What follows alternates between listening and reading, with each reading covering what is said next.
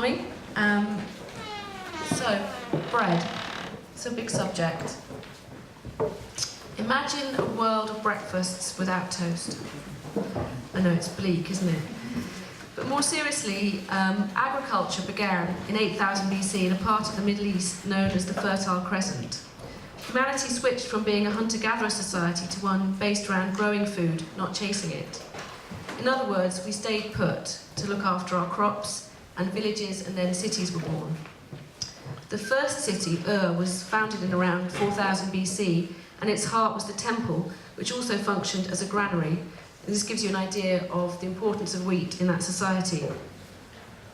But a lot's happened since then. In his poem, The Auguries of Innocence, William Blake said, "You can see a world in a grain of sand and heaven in a wildflower."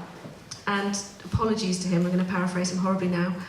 I would say that, and I'll probably get into trouble for this, you can see much of what's wrong with our current food system in a slice of white, industrially produced bread.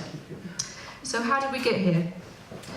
The frontispiece of Eliza Acton's English bread book, published in 1857, has an engraving of sheaves of wheat garlanded with ribbons that read, "Bread strengthens man's heart." Underneath are written in the words, "In no way, perhaps, is the progress of a nation in civilization more unequivocally shown than in the improvement which it realizes the food of its community." Such an extraordinarily modern sentiment, but a heartbreakingly long time has passed since it was uttered. What prescience to write those words so long ago, and what a pity we've only just begun to heed them. Bread's been a staple of our diet for centuries, yet throughout that time, along with milk, it's been one of the most adulterated basic foods. And this is why I think an honest loaf is such a fundamentally important thing.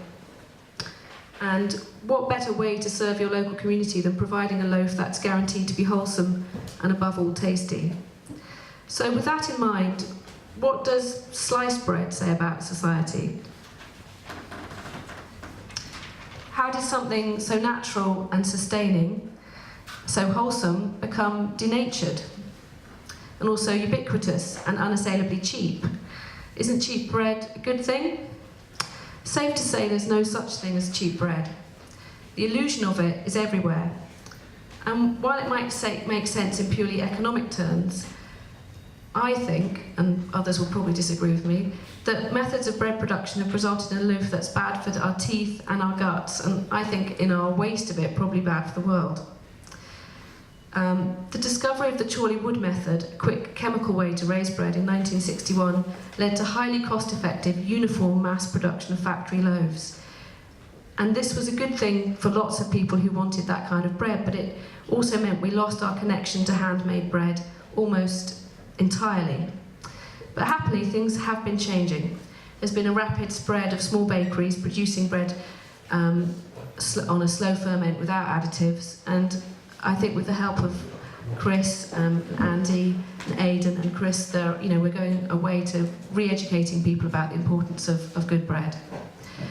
And so there are all kinds of issues we can discuss about prevalence of flour in our diet, and the effects of what the effects of some grains are having on our digestive system. And I think Andy has probably got lots to say about that. But hang on, sorry about this, sticky paper. What I think most exciting about this debate is that you're all here thinking about alternatives to different kinds of bread, and there is a movement towards a different kind of bread making. And on that more hopeful note, I'd like to hand over to our panellists, and I'll just let them introduce themselves. So at the end we've got Aiden Chapman, who's a master baker, but he'll probably say a bit more about himself. So hi, yeah, my name is Aiden. I've been baking for 28 years, and I consider myself a craft person. I love working with flour, water, salt and yeast to make a fantastic, easy, digestible, full of flavour, long-lasting product. And at the moment I'm currently teaching at Bread Ahead and at River Cottage down in Dorset. And I love the message of these 4 ingredients and how it can enhance one's life. Hi, my name's Chris Young. I work for the food and farming charity Sustain, and I coordinate the, what was national and now international real bread campaign. Hi, my name's Andy Forbes. Back in 2008 I founded the Brockville Bake Association based in Lambeth, and we went on from like an annual real bread kind of an event to expand to all year round, getting involved in the growing of heritage wheats. Those are taller wheats than our present modern wheats, milling our own grain and baking. We now kind of straddle in between Lambeth and a farm in Sussex. Hello, my name's Chris Brock. My current role, I teach bakery science at the National Bakery School at South Bank University, just up the road. I've actually spent most of my career in the food industry and have had management roles with Ranks Hovis McDougall and even the old Flour Milling and Baking Research Association at Chorley Wood, where I knew the inventors of the Chorley Wood bread process very well indeed. So, just to get us started, what's good about sliced bread, since we had that conversation at the beginning? Okay. First of all, with modern food regulations, if there was anything really wrong with any food product, it wouldn't be permitted to be produced. Our food regulations in Europe are among the best in the world as far as safety and nutrition is concerned. I do find it amusing that people get so het up about white sliced bread, because actually it's got nothing to do with the Chorley Wood bread process or anything like that. The rise in popularity of white sliced bread was a consumer reaction to the national wheatmeal loaf that everybody had to eat during the Second World War. That was made from flour, which was not only wholemeal, but it had the husks ground up in it as well. And if you're going to grind up wheat with its husk on, you're going to get an awful lot of soil in there too. So it was pretty unpleasant. It was very gritty, it was very dense, and didn't taste very nice. And so there was quite naturally, once normal business resumed after the war, a reaction, and it did go quite to the other extreme, to want a product that was as soft as possible in texture and as white as possible to show it was unadulterated. And because the flavour that was associated with the old national loaf was so unpleasant, consumers at that time wanted a very bland product as well. And that wasn't true just of here. About 10 years ago, I was working for a company where we were introducing a particular bakery product into China. And in China, there was a long history of adulteration of flour. And the consumer response was exactly the same. What they wanted was the whitest, blandest product they could possibly get, because they believed that would not be adulterated. Now, we've moved on from that now, and of course the trend we see in the UK market is now moving back towards wholemeal and flavoured breads and much more interesting products. But don't knock white sliced bread too much. It came there for a reason, and perhaps now times are changing. So now perhaps we could hear from either Chris or Aiden about what makes a real loaf. So it's really interesting the terminology you kind of use and the word trend, okay?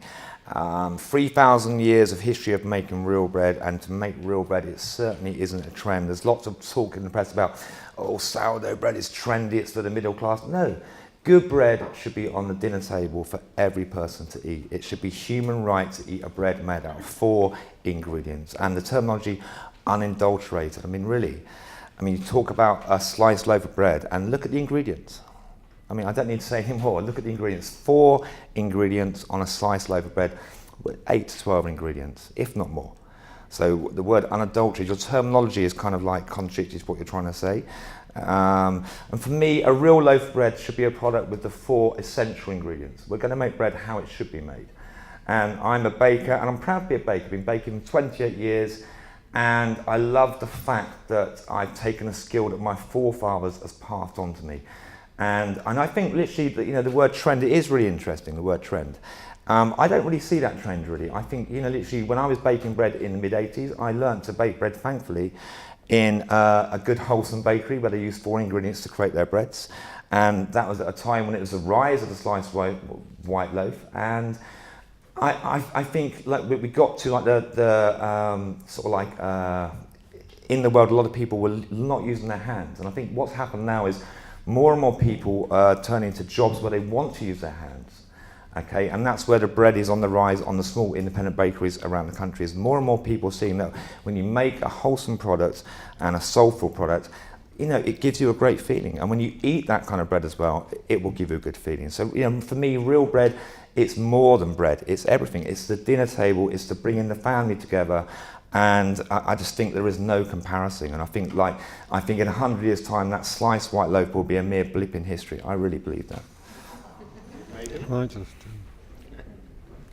I think Chris has got a point about the national loaf and the reaction against it. But if you delve a little bit deeper into the story, there's several questions. One is actually all the mills in the country were obliged to keep a 3-month supply of best white flour in case the Nazis arrived for the resistance. And the question is, where did that white flour come from? There's also a question that actually probably a lot of the white flour was being sifted out and fed to the GIs in the country. So we go back to something historical in the past of British bread eating, that the poor were actually fed what was left over after the white flour had been taken. So it's not very surprising that people wanted to start eating white bread. But I think it's also clear that the national loaf went on for quite a while after the Second World War. And it's clear that the big milling groups and what by them becoming vertically integrated bakers and millers encouraged and actually to a certain extent manipulate the situation, went along with the Tories campaign for the white loaf, or get our white loaf back, because it suited them. It suits the big millers, for instance, to take the most nutritious elements out of the grain, the lurian layer, the germ and so on, particularly the wheat germ, because these are the elements that go off the quickest, and they want a flour product which is going to be able to sit on a shelf or in their warehouse for a year or two. They prefer that dead product to a live product. I don't know whether anybody noticed the story last week about don't feed ducks white bread. The most likely reason why it's giving ducks and other wildfowl this deformity of angel wings with their wrists malforming and their wings sticking out and stopping them fly is that they're lacking vitamin E, apparently. Vitamin E, one of the best sources, in fact possibly the highest natural source of vitamin E is wheat germ oil, and that is the thing that big industrial millers are most keen to remove from flour because it goes off the quickest. So, Chris, would you like to speak about the Real Bread campaign's take on labelling you were talking about? Yes, happily. On the point of everything that goes into a loaf is fine and it's all safe. I mean, the Americans are a bit more pragmatic about this. They say it's generally recognised as safe. So when it comes back and bites them on the arse, it's like, well, we didn't guarantee it was safe. And you'll also find, if you're as nerdy as me and look back on the history of artificial additives in food production, history is littered with things that one day, absolutely fine, no, the scientists say it's fine, and then one by one, it's, oh, hang on a second, that one causes cancer, so maybe you'll stop using that one. And, oh, this one's been found to cause distemper, sort of mental illness in dogs. Okay, we'll stop using that one. And so you'll find things like azodecarbonamide, which was used in baking in this country until the late 90s. That's now been banned. It's still legal in America. There was a big thing last year about Subway using what they call the yoga mat chemical, which is azodecarbonamide in their loaves over there. And there was nitrogen trichloride, aging, a bleaching agent, which was withdrawn in the 30s. So there are a handful of things that have been used on their own have been found to be unsafe, actually. And then there's the potential cocktail effect, is each of these things has been tested one at a time, and yeah, okay, that seems okay. What's happening when you use 10 of these things at a time maybe in a loaf? And what happens when you add that to whatever turns up in all the other processed foods? It's something it's virtually impossible to test for, but it's something we're sort of saying, we've got thousands of years of bread eating and everybody was fine with that. Maybe we should just move forwards with that knowledge and understanding rather than throwing a load of chemicals, throwing the chemistry set into it. The other issue around artificial additives that's a challenge for us, we don't go around saying you must eat this, you mustn't eat that. We certainly say this might be better than that for you. But the thing is, we want people to be able to make a choice, a fully informed choice.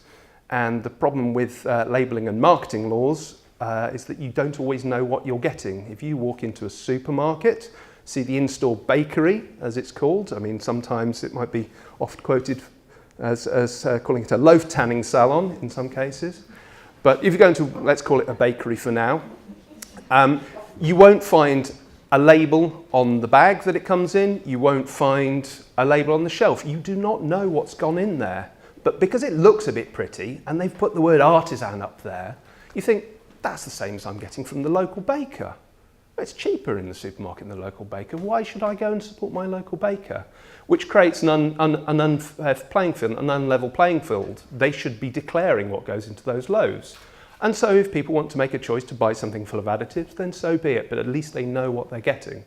And the other thing on the, as part of our Call for an Honest Crust Act, is the things that can go into a loaf, and all foods for that matter, without being declared by anybody at all. They suddenly, if something is a processing aid rather than an additive, poof, it's magic, it disappears. It doesn't have, you would not know it's being used. What is a processing aid and what's an additive? There is such a small difference in the law as to what one is and what isn't. The big bakers will all say, oh yes, it all gets used up in the process. That's not actually a requirement of a processing aid. It just has to have no technological effect in the end product. Who knows what that means? A lot of the processing aids used in baking are used to extend the softness of a loaf. They call it freshness, but surely freshness is something like age. You can't fake it. It's still, it's not a fresh loaf anymore, it just stays soft. Surely that's a technological effect in the end product. I'm talking too much here. Let's have another question. I've started to get some self-awareness at least.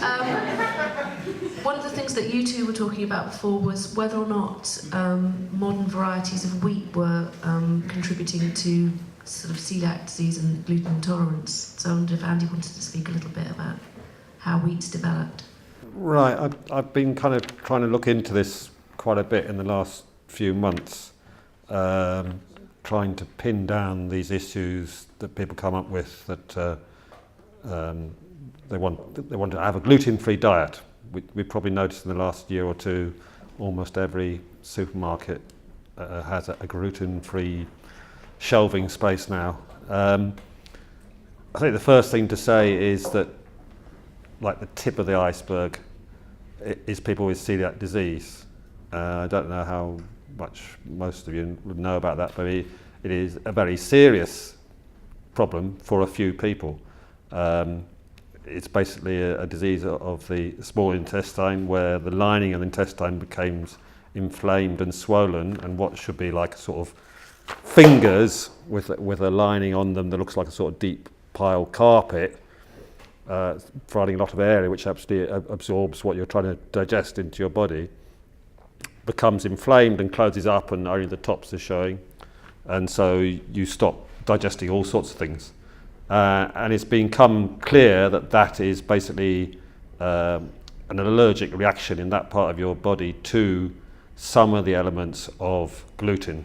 And if you know further from that, the gluten is made up of glutenin and gliadin. Probably pronouncing it wrong, I never. No, anyway. spot on.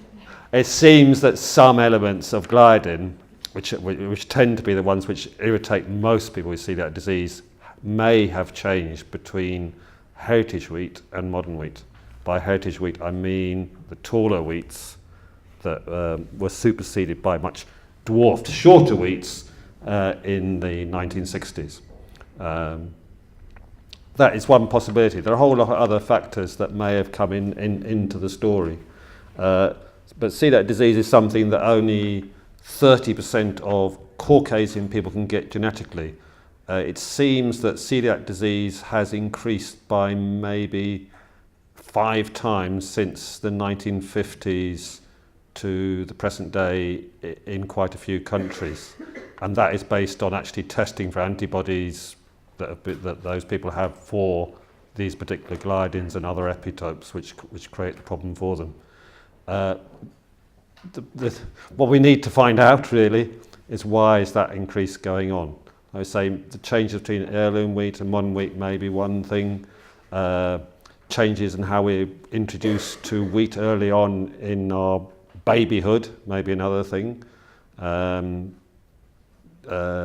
Maybe Chris would like to, he's got some ideas and we can have a discussion about it. Yes, this is very interesting actually, because this part of the conversation started before you all sat down, when somebody said that there seems to be less of an allergic reaction to gluten with some types of sourdough bread than with yeast raised bread, which I found very interesting because a lot of allergic reactions are due to certain amino acid sequences in the proteins, and the gliadins have just been mentioned. And it actually makes some sense that maybe because they're a different organism, their proteases are a little different and they're breaking the proteins down in a different way and actually breaking down the parts of the protein to which we're sensitive. So I think this is a great suggestion, something really good for doing research into, because if that were discovered, one thing I can assure you is that the industry would take up that lesson very, very quickly indeed. The industry would see pound signs writ large if that suddenly 20% more consumers could eat their products. And in fact, I find it rather ironic because the whole of the food processing industry actually started because of food allergies. And it was Alfred Bird back in the 1830s. He was a chemist and his wife was allergic to eggs and to yeast.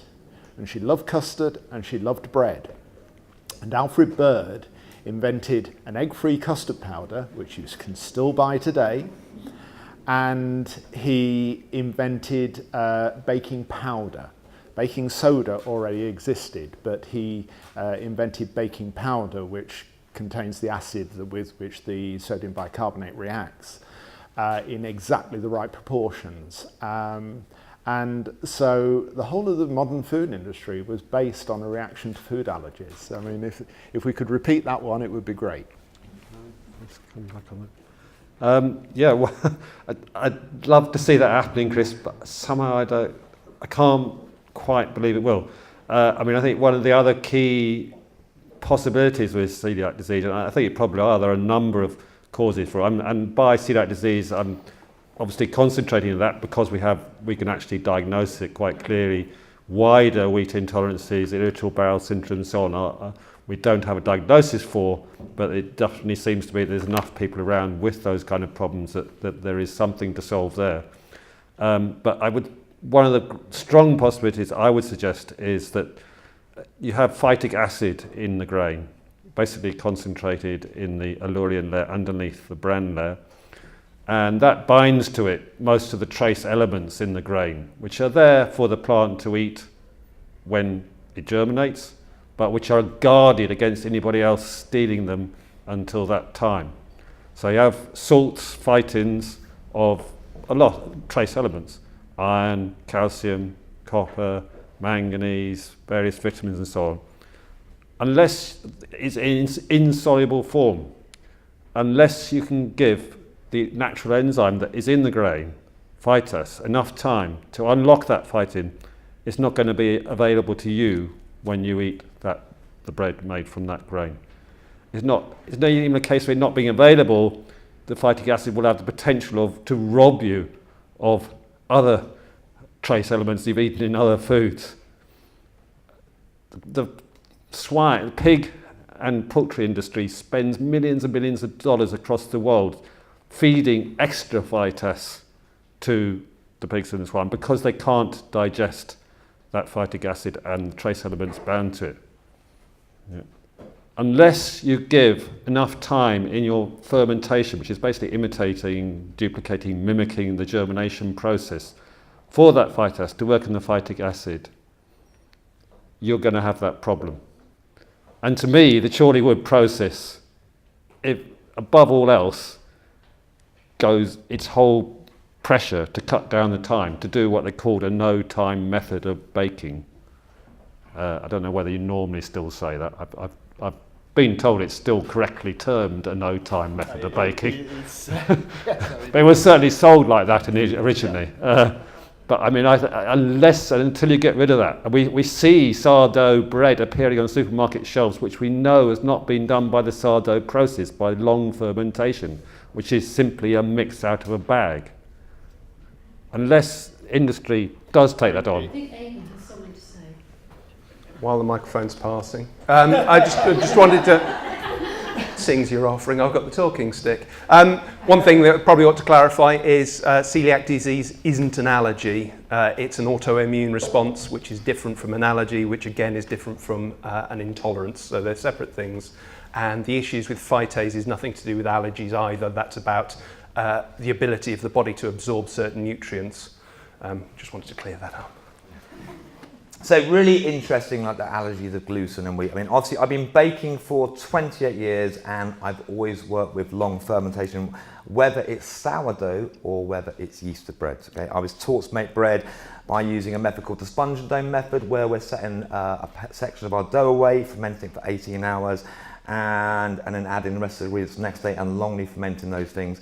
And it's really interesting. The last 5 years, I've really done a lot more teaching, and the amount of people I've come across who come into the classroom and say, oh, I have a gluten allergy, or I have a wheat allergy. I've been to the doctor, I get a bloating in my stomach. I'm not celiac, but I have an allergy.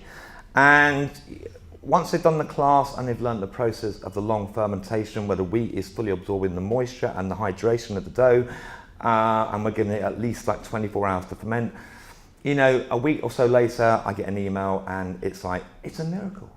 It's a miracle. I can eat bread again. Oh my God. And literally it's happening all the time. It really is. And, you know, literally, I think 20% of the Western population now have a wheat or gluten allergy, according to facts. The biggest growing aisle in the supermarkets is the free from aisle. I don't buy it. It doesn't add up. Come on, it doesn't take a rocket scientist. I don't know all these terminologies the rest of my panel are saying. I'm a baker. And I'm an honest baker, and I've been taught to ferment my dough, okay? And it does not take a rocket scientist to work out that the word fermentation has been ripped out of modern baking, okay? So no time doughs without fermentation. After years and years of eating these breads, all processed foods full of wheat, which has not been fermented, your digestive system gives up. It cannot digest it anymore. It becomes very, very lazy. This is not celiac. This is not a disease, this is where your digestive system becomes lazy. As soon as people revert back to eating fermented breads, in my experience, a good 99% of people, honestly, come back and they can digest food again. They can digest their bread again. The word fermentation, the soul of the bread has been ripped away by the processing process, okay?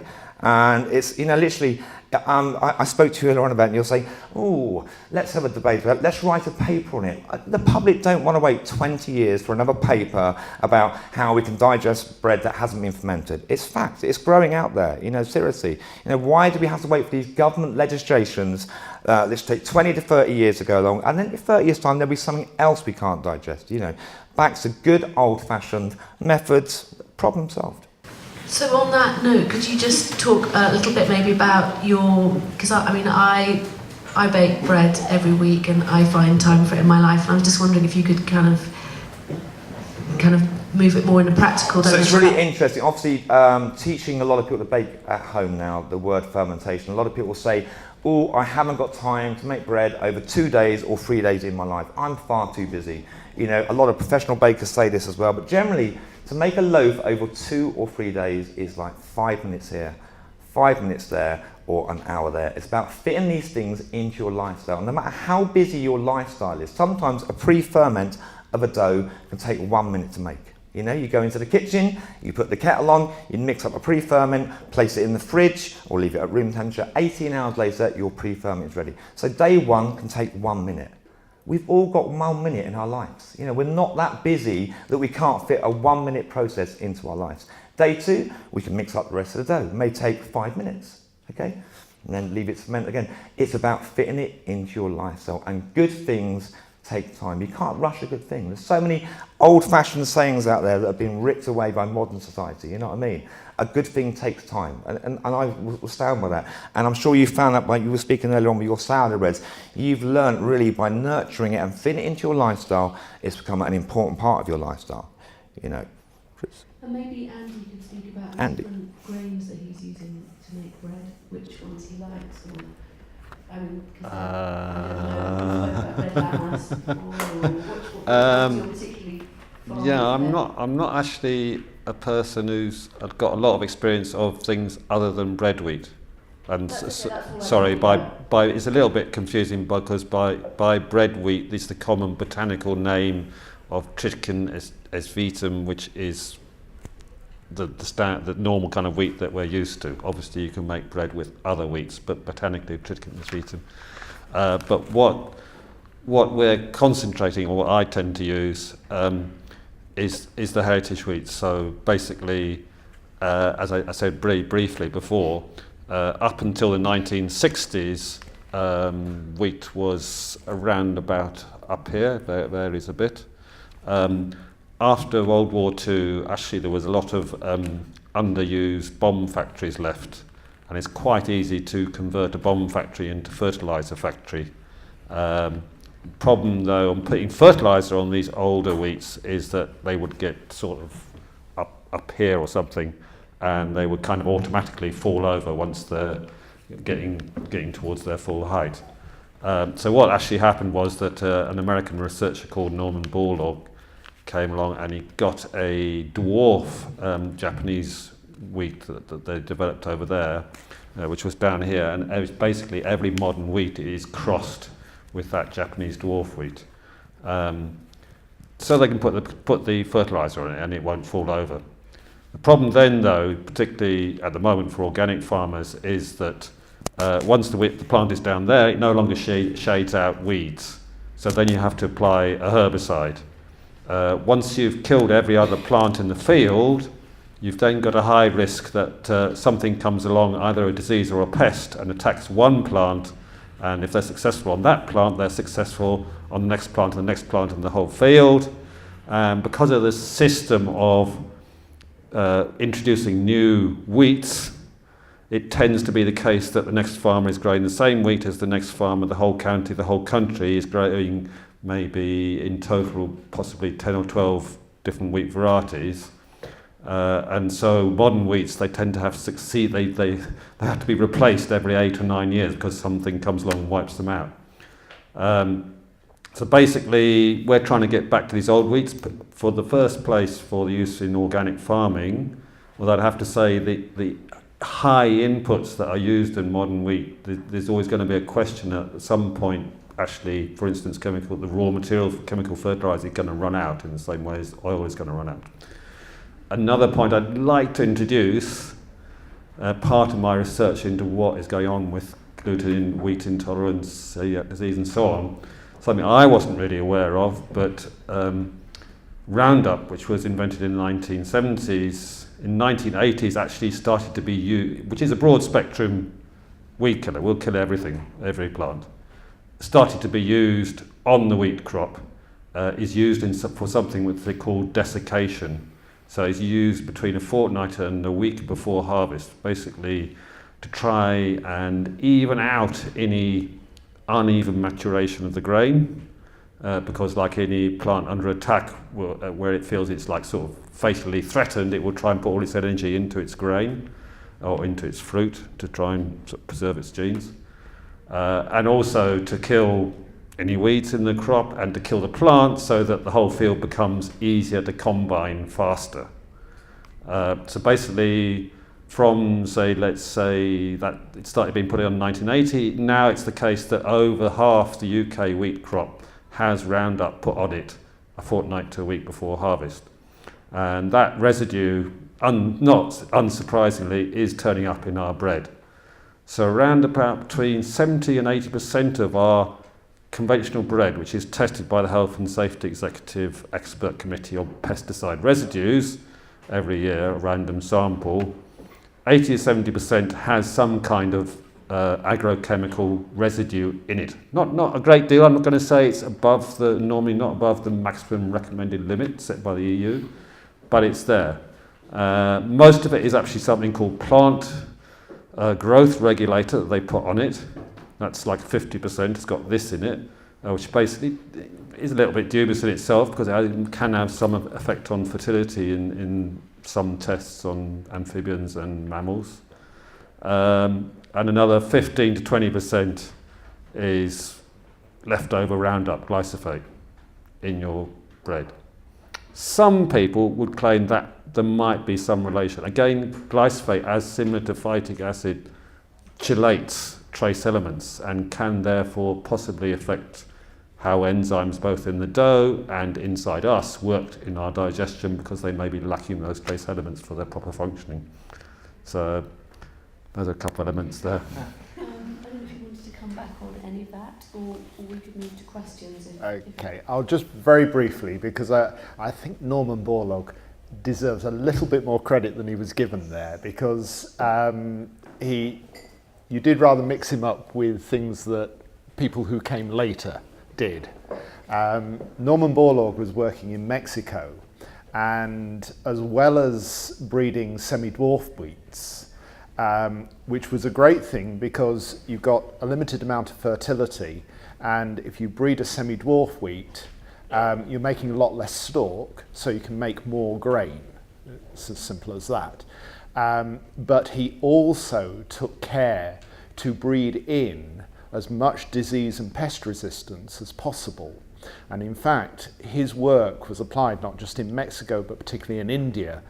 And actually, the use of fertilizers has got very little to do with it. And that's why he's known as the man who saved 1 billion lives, because he produced wheats which were grown organically wherever they were planted, which had yields which were between 3 and 4 times higher than the tall wheats that went before. So he is one of my heroes, so I don't want to have any of the negative. I mean, I'm not arguing with what happened in the developed countries with the use of fertilizer and so on. But Norman Borlaug's work was very much in developing countries where fertilizers were not being used at all. And he did take care to put in as much disease and pest resistance as possible. So don't knock him. The other point's fair enough. I think I need to make a comeback on that. Sorry, but I do think, for instance, the Green Revolution is basically about the use of fertilizer, whether it's in the developed world or the undeveloped world. I mean, this is why Punjab became the breadbasket of India. It's through the use of fertilizer on wheat. But on the subject of disease resistance, of course, yes, this was a big part of Simit's work, of Norman Borlaug's work. But there are severe limitations to that, in that they were introducing narrowing the genetic diversity, certainly to begin with, and in my view, of wheat, both across a country, a region, and in the actual field. You're creating this situation where you have the possibility, I mean, a lot of the diseases of wheat, like basically the rust, yellow rust, stem rust, so on, all kind of rust, they mutate very fast. Once one mutation has success in one plant, and if the plant next door is an exact clone, which is the case in all these modern wheats of the one beside it, it's going to spread. So what the Norman Borlaug bred for is what he called vertical resistance. He found particular genes to resist, him and his team found particular genes to resist a specific disease. And what happens is that resistance is overcome, and then they have to go and find a new resistance, largely by looking back at the old wheats, by the way. We do have the problem now, potentially, that a disease which it was thought that Norman Borlaug's team had eliminated from the world, basically, called stem rust, and which most farmers, living have never seen. In 1999 in Uganda, where they kind of pushed wheat cultivation down towards the tropics, a new stem rust came along which got around what the Norman Borlaug team had thought was like a silver bullet which would eliminate stem rust, which is actually by breeding in a gene from rye, SR33 and 31. And that disease can take out 80-90% of your crop. It's spread down into South Africa, it's spread up into Yemen, it's spread into Iran. Norman Borlaug made a big campaign to the UN and got a whole lot more money, and they've started rusttracker.org, where on the website you can see whether the spores are drifting towards you and rush out with your spray. But a lot of the small farmers obviously in developing world can't afford that spray. So yeah, I think there's two sides to the resistance story as well. Okay, well maybe it would be a good time now to find out if anyone's got any questions. It looks like people have. What's happening with the mic? Is there one to go out, or do they have to shout? So Why don't you take that mic out there? Okay.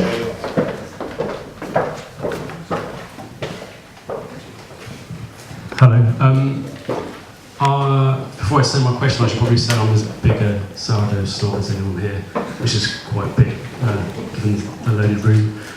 But how realistic do you really think it is for a, let's say, what we call a proper loaf to displace a commercial loaf in a British consumer society? Or put it a different way, how much bigger would bread ahead have to be to displace Warburton's, Hovis and everyone else? That would be absolutely fantastic, wouldn't it? Real bread sweeping the nation. Our current consumption of loaves in this country, generally speaking, something like 80-odd% of what we buy are your wrapped sliced loaves. There's something like 15% are the supermarket in-store bakery loaves, and something like 5% are your high street bakers, the small independent bakers. To meet the demand, the 12 million or so loaves that we're eating in this country, from a small independent bakery, so small baker employing 2-3 people, baking about 200 loaves at a day. I'll start with the figure that the employment in the baking industry is something like 20,000 people are employed in baking, and that's across baking. So that's your biscuit makers, your cakers, and your real bread makers, and the industrial loaf fabricators as well. To produce the number of loaves we eat in this country from small independent bakeries would more than triple that. You're looking at something like 75,000 people. So basically you're creating more jobs per loaf as well as fantastic bread. So again, make it at home. Do it at home.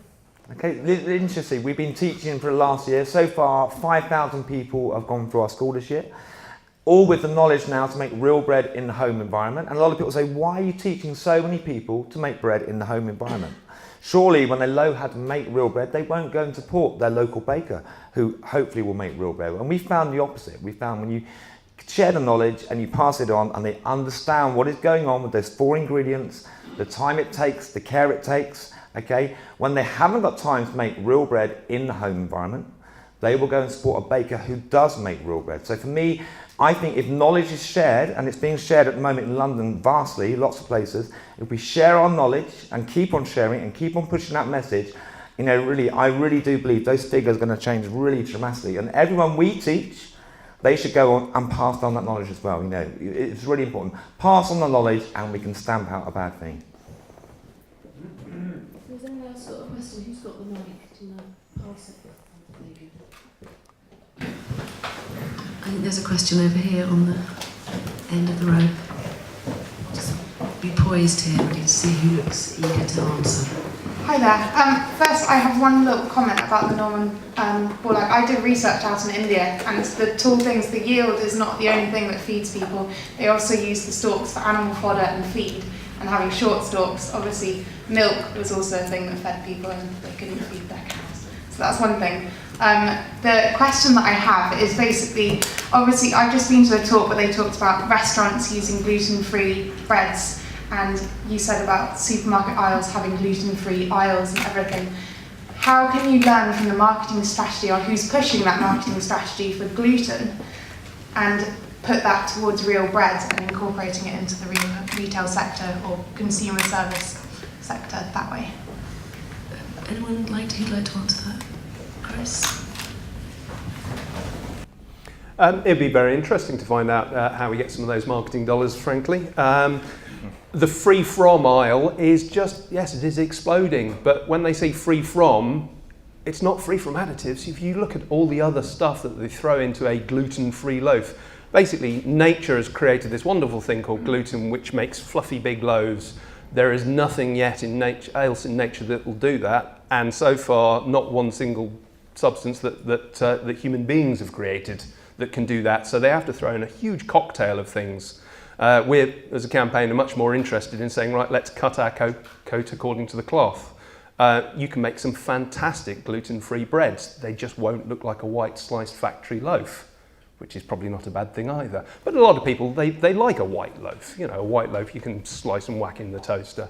You're going to struggle to try and replicate that without loads of additives. As for the marketing question, yes, we would love to find out how and where that money would come from. Basically, the margins on a loaf are pretty narrow. You will get people questioning the price of a loaf from an independent baker, but a lot of it is economies of scale. They're employing a sort of a relatively large team for the number of loaves they're producing. And frankly, I've never met a baker, a small independent baker in a Rolls Royce. They're not making, they're making dough, but they're not making that much dough. Sorry, pick up on that. Yeah, because I'm no lover of the free from aisle either, and one or two of the things that you said there are absolutely correct, that wheat gluten is unique. It's the only way you can make that particular texture of product, which is why none of the replacement breads are really satisfactory from the eating point of view, let alone what the label contains on them.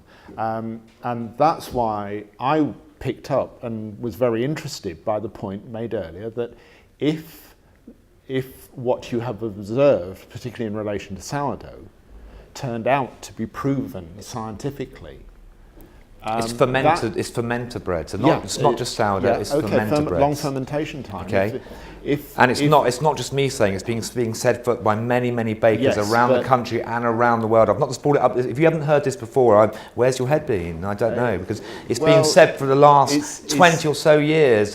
Bread that's fermented. Yes, but the research. Where's the? I said it earlier. We don't need pamphlets and discussions. The proof is in the pudding. Before you'll get food companies to invest. We're not interested in food companies. We want small independent bakers. I thought you wanted to get rid of all these additives and to go back to long fermentation. Yeah, with small independent bakers, of course. Well, the market will generally favour larger companies, but who's the market? We are here for the people. Of the product, no, I think the discussion here for me today is about the people. We're not about big companies, corporate companies. We're about people. Bread is for the people. Nothing else to say about it. This is for the people. Anyway, always has been. If you let me finish speaking, if that point were researched and it was proven that many more people could eat a long fermented loaf, it would provide a driver for companies to invest in that type of process, because going over to the formulations that they use in the free-from aisle, you're making a very, very different product, and I don't know of a food company which is entirely satisfied with the product that they're making. So you might actually, apart from the size of the company, get the changes in composition and process that you're looking for if there were good science which showed that companies could make a great product in that way. The issue is slightly more complex in that it's like, what do you want from where you source? I mean, the food system is a huge subject, so I'm not sure if we can really go into that, but I think Andy has something to say specifically. I can send Chris a list of about 6 scientific papers studying how sourdough fermentation can actually bring extra phytase to the table in some cases, how you can create breads which are tolerated by most celiac people through sourdough fermentation, how you can reduce phytic acid down to by 80% of what you can with what you manage to achieve with a Chorley wood process. But just to come back to Aiden, I mean, I do think, yes, I mean, I'm perfectly familiar with lots of friends that I've baked for over the years who, some of them think they are celiac disease, some of them think they're just gluten intolerant, who turns out, sometimes after years of hesitating, that they can eat sourdough, proper sourdough, proper processed sourdough. But I do think bakers need to take on more of the task of finding out the scientific facts, reading the papers, which I come forward to you as well. Another thing I would like to go on about is, and I think bakers again need to take on, is about using fresher flour, because I think fresher flour is more lively, has more enzyme activity, does a better job in your sourdough fermentation. But once you're using fresher flour, you do have to cope with little ups and downs. Again, if you're using flour from one local source, it will vary from season to season.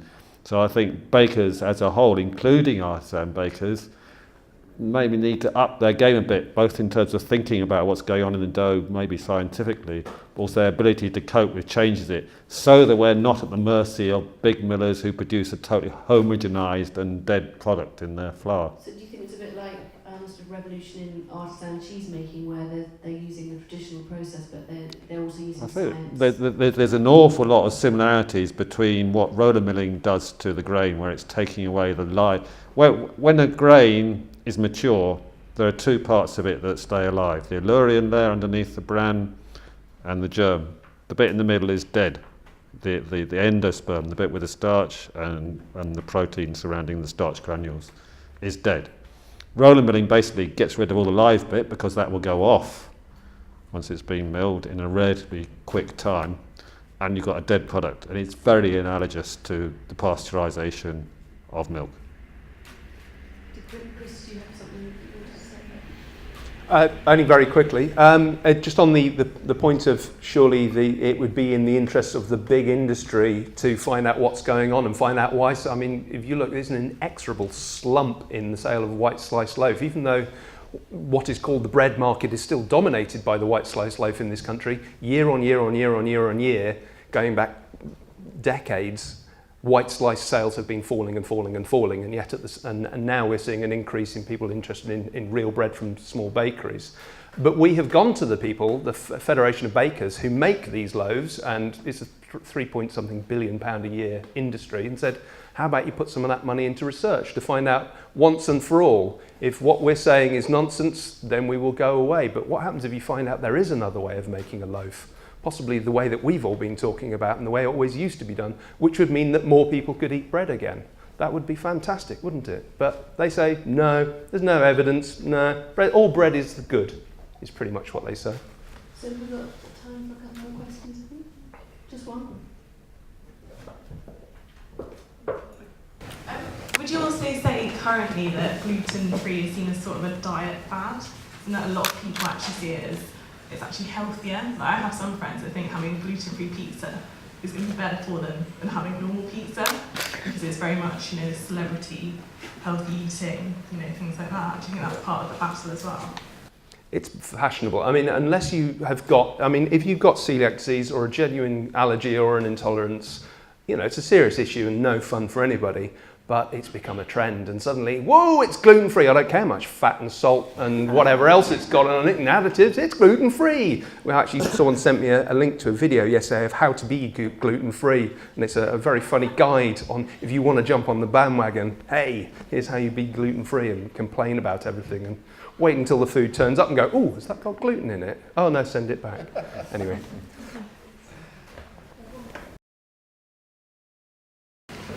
One more question at the back. Do you just want to shout out? Yeah, I've been making sourdough at home for about 5 years, and my kids are reacting against it a little bit. And obviously, I want to. I've got tip for that. I want to keep them with me, but I'm wondering, is it better for me to make completely white sourdough or buy wholemeal manufactured bread? Are you using, like, are you in the tin or outside the tin at the moment? Oh, no, I mean, I batter you know. So because I've got 3 children and I make sourdough bread for them, and there does sometimes, you know, it does seem to me that sometimes the outside the tin loaf is a bit tough, and they find that about difficult. So my advice would be to put your dough back into a sandwich tin, loaf tin, and then you get a slightly crisper, because if you had to oil the tin, and the bread slightly kind of moister, and it makes really nice toast, and then you can go back to your big loaf. It's just variety. They just get bored of the same thing. So that would be my tip. I don't know if anyone else has got one. Sourdough isn't just one thing. It's like saying bread is bread is bread. Sourdough can be all sorts of different things. Sometimes it can be one of those big crusty loaves. Other times it can be, yes, you can do a white sliced tin loaf from sourdough. Sometimes people make it really, really acidic and really sour, which puts some people off, and huge amounts of flavour. You can actually make it, tasting very, very similar to a yeasted loaf. But I shall pass the mic on to the expert baker here, who will tell you even more. No, well, really the same as you, really. I think with sourdoughs, and I've noticed with my children, to control the acidity and keep the acidity low by refreshing your starter and using it in like an 8-hour period, we have a much less flavoured loaf coming out. So it's really, your kids will eat good sourdough, but keep the acidity low. That's what I found. Yeah, same as you. Do you have a point? Well, I was just going to say, I wouldn't be totally off trying, a non-sourdough or a hybrid loaf. There's ways to use commercial yeast, normal yeast, and do a 12-hour fermentation, or stick some old dough into some fresh dough. There's all kinds of ways to add flavour and nutrition value. So, thanks very much. It's been a really interesting conversation, and I think it's going to carry on downstairs with a little bit of eating as well. So thanks for coming.